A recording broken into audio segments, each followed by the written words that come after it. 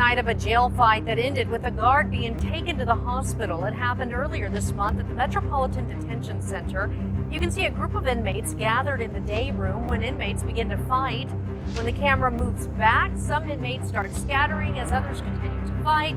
Guards rush in to try to break up the fight.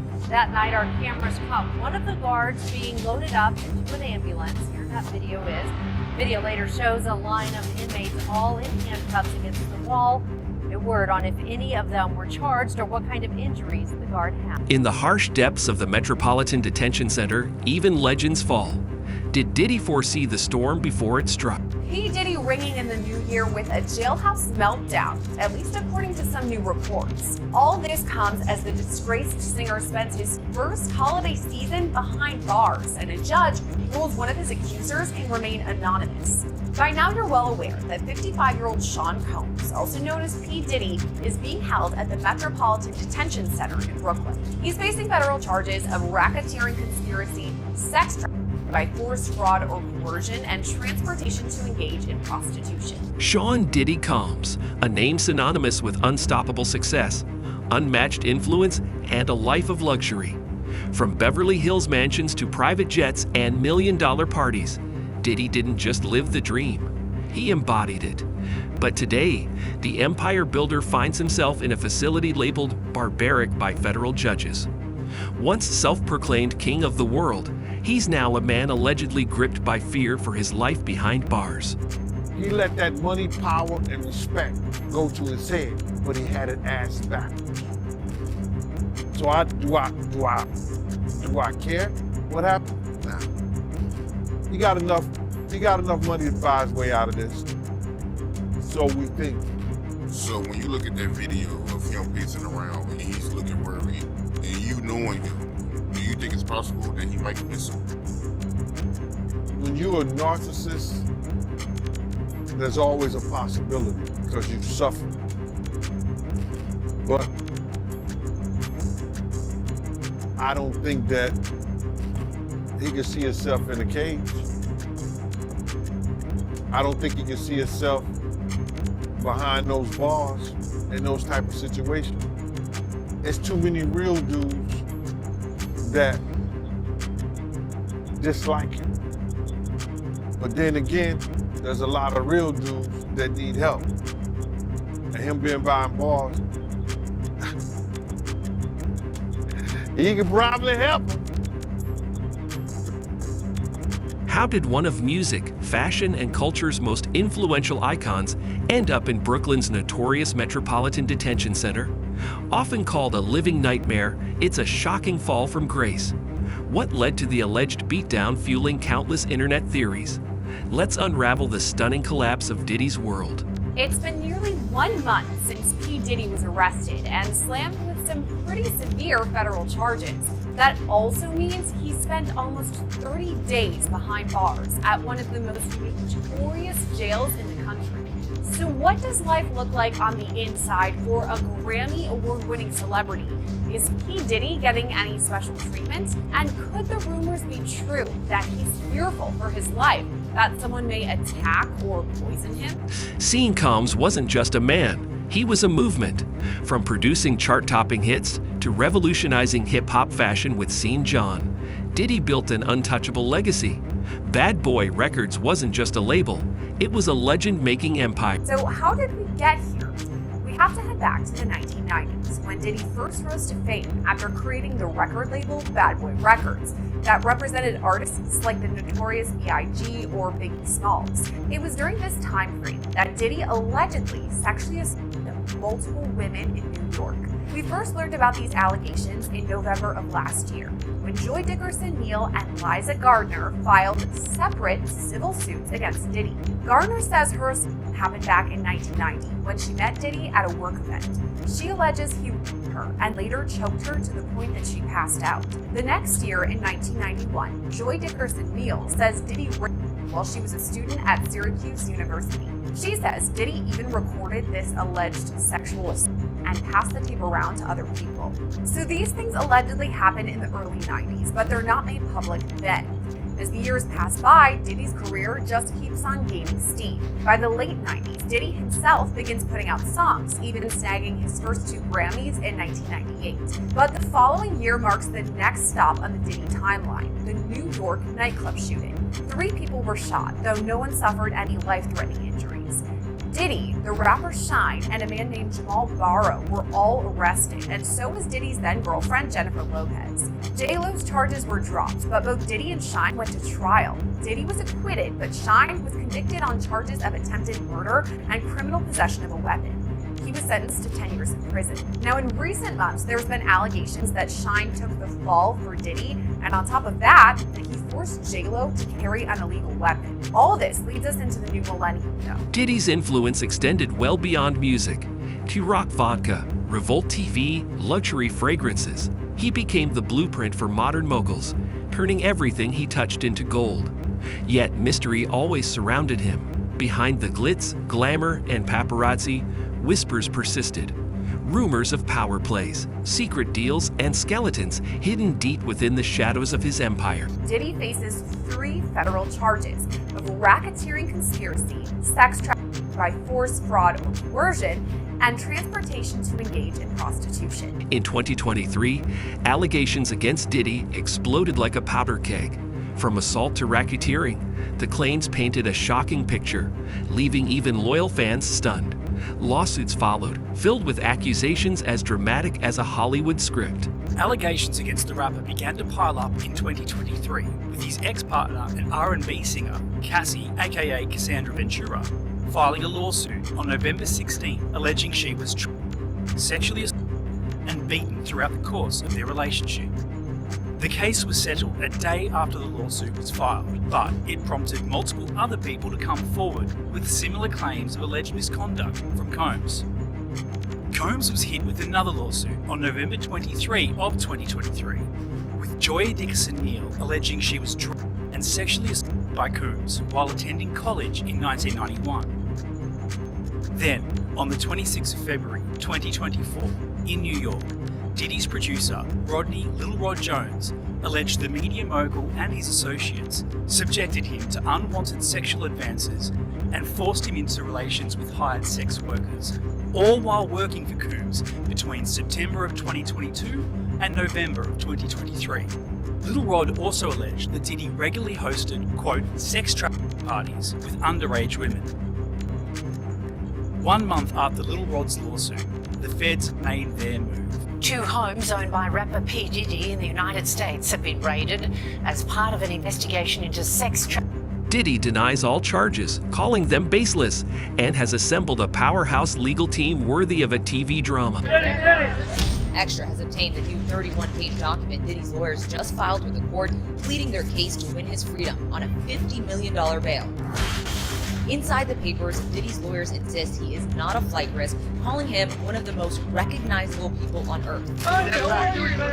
Its attorneys revealed he paid off the $18 million he owed on his $48 million South Florida mansion in August, 2 weeks before his arrest, so it could be used for collateral. They insist if Combs is allowed out before trial, a third-party security force would monitor him 24/7 by GPS, with video cameras on him the entire time if necessary. He would also have no access to phones or the internet. 2 other judges have already denied Diddy's release. His appearance before a judge is the latest high-stakes, high-dollar legal maneuver. It comes after dozens of new accusers made disturbing new accusations and after the government announced its jaw-dropping allegations against him. Freak-offs sometimes lasted days at a time. To understand Diddy's predicament, you must grasp MDC Brooklyn's reality. This notorious jail, condemned by judges as inhumane, faces decades of scandals, overcrowding, violence, and unsanitary conditions, making survival difficult even for the toughest inmates. But the conditions of the prison are far from homey, notoriously described as, quote, dreadful, as one judge put it. Some on the bench have even moved away from sending non-violent defendants there. In April, a group of detainees that prosecutors said were MS-13 gang members in court documents stabbed an inmate 44 times in an attack caught on camera. 2 shivs were recovered from the attack. We see them here. The victim survived. And in the last 3 years alone, 4 inmates have died by suicide.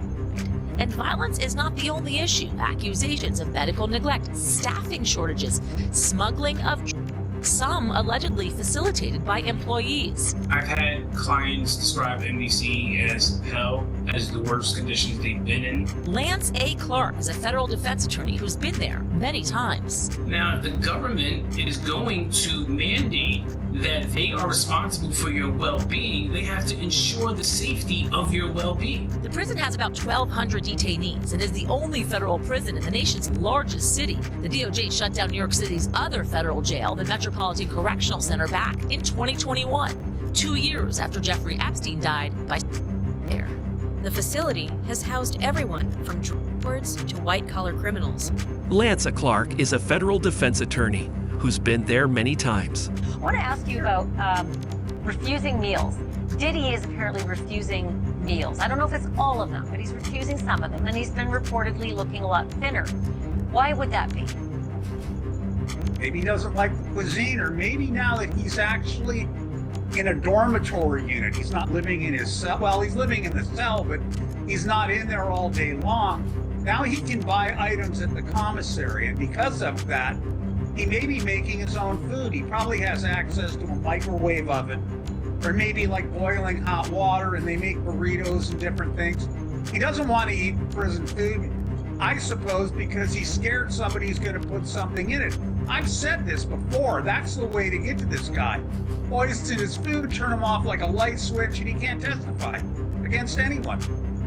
Inmates at MDC Brooklyn endure overcrowded dormitory-style cells, food described as ineatable, and minimal medical care.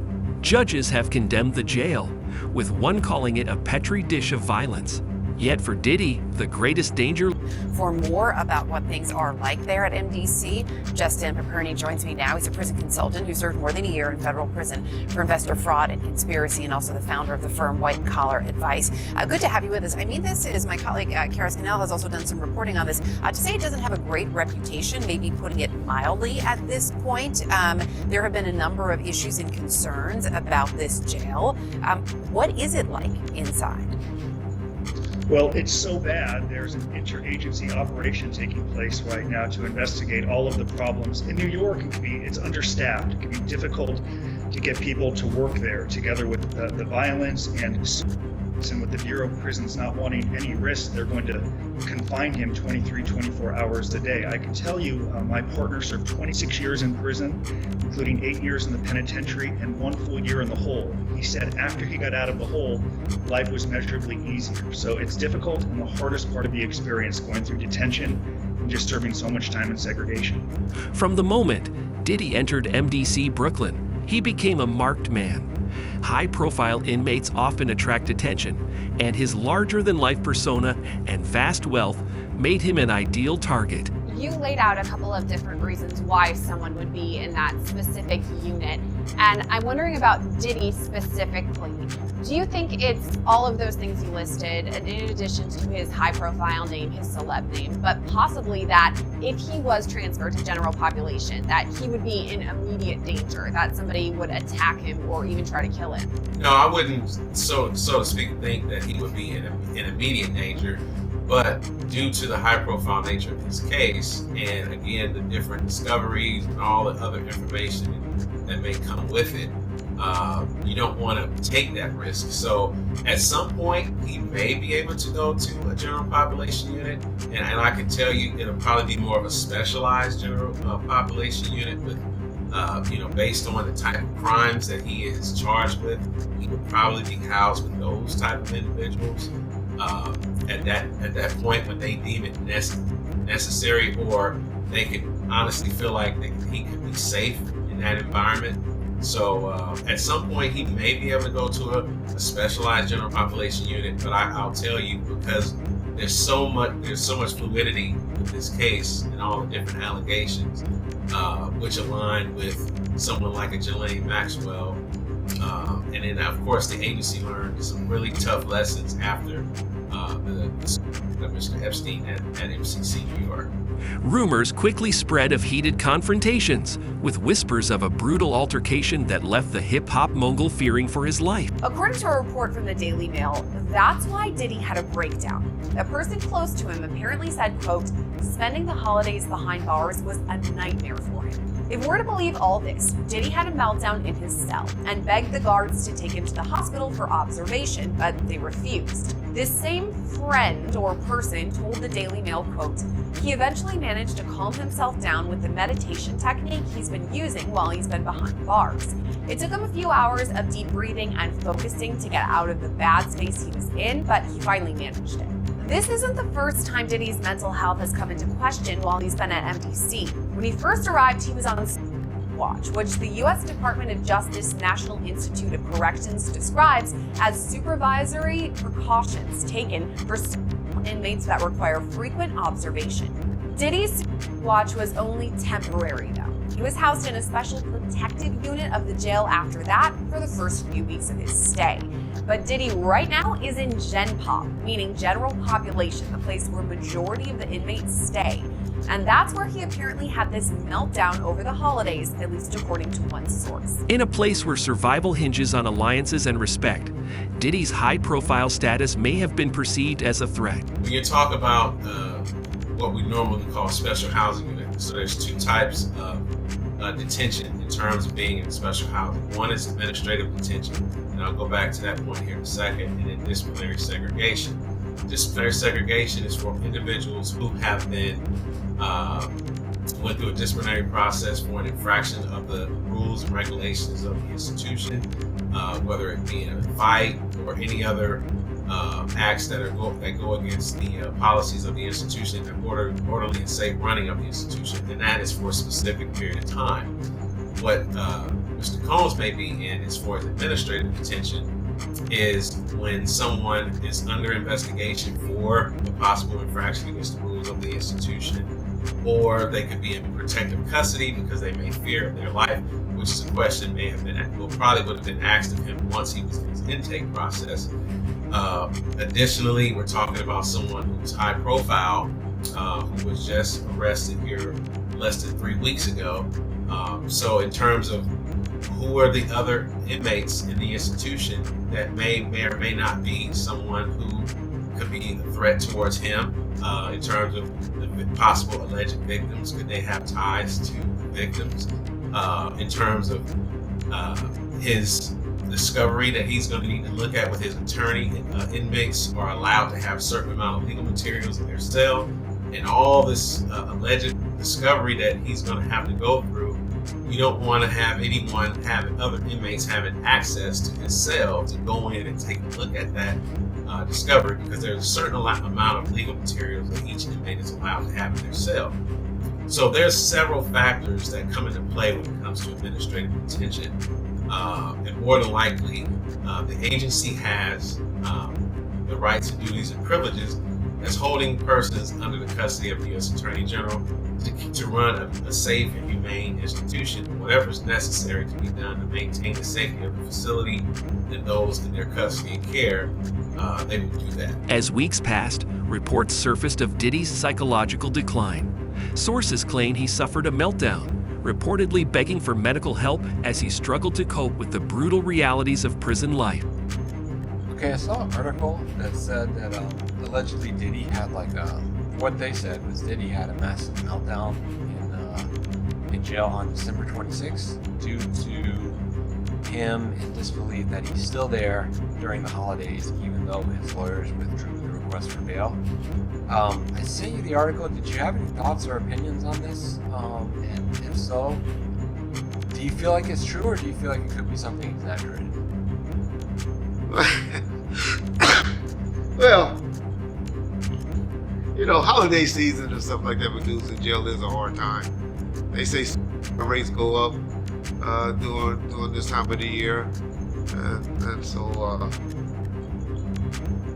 the holiday times people get emotional. You want to be around family and do things. See, that's how I am with holiday time. See, I'm loved around the holiday times. Look at all the cards that people took time to send me and my family during the holiday season, right? So I'm big on holiday times as well about being with family, because I'm more into family and time with people and all of that now. And so I think that's how Diddy was used to being with his family, I guess. I don't know. Or it appears he seemed to have a tight knit with his kids, which is one thing I do commend about him is, you know, we do have pictures of him with his kids. I can think of some other executives that don't have any pictures with their kids. And you don't see pictures with their kids as a group. The man who once ruled stages and boardrooms now appeared a mere shadow of himself. Well, Andy, everything so far is going very smoothly, but you can be sure that's going to change in the months ahead as they get close to that May trial date. But Sean Diddy Combs got a break today from the dismal lockdown atmosphere of the Metropolitan Detention Center in Brooklyn by appearing here in federal court for this pretrial hearing in his federal sex trafficking RICO case. Now, he won't be going home for the holidays. He's been denied bail 3 times. That didn't stop him from hugging every single member of his legal team. Now, let me show you some of the video from today. His son, Christian Combs, who he's very close to and actually created music and some hit songs with, known professionally as King Combs, was once again at the federal court to support his dad, flying in from Los Angeles to let his father know he was still in his corner and to show everyone that he was standing by him. Coming into the courtroom, the disgraced music mogul, Diddy looked a little rough around the edges compared to how he usually has been looking in these court appearances. His hair longer than normal, his tan prison shirt wrinkled, his face looked like he'd lost weight. But as soon as he turned around and saw his son in the audience with his friends, he broke into a big smile, sent him a heart and a kiss. Whatever unfolds next, one thing is clear. This story will be remembered in history. For Diddy, the man who once had it all, the stakes couldn't be higher. If this deep dive kept you on edge, don't forget to like, comment, and subscribe for more shocking stories you won't find anywhere else.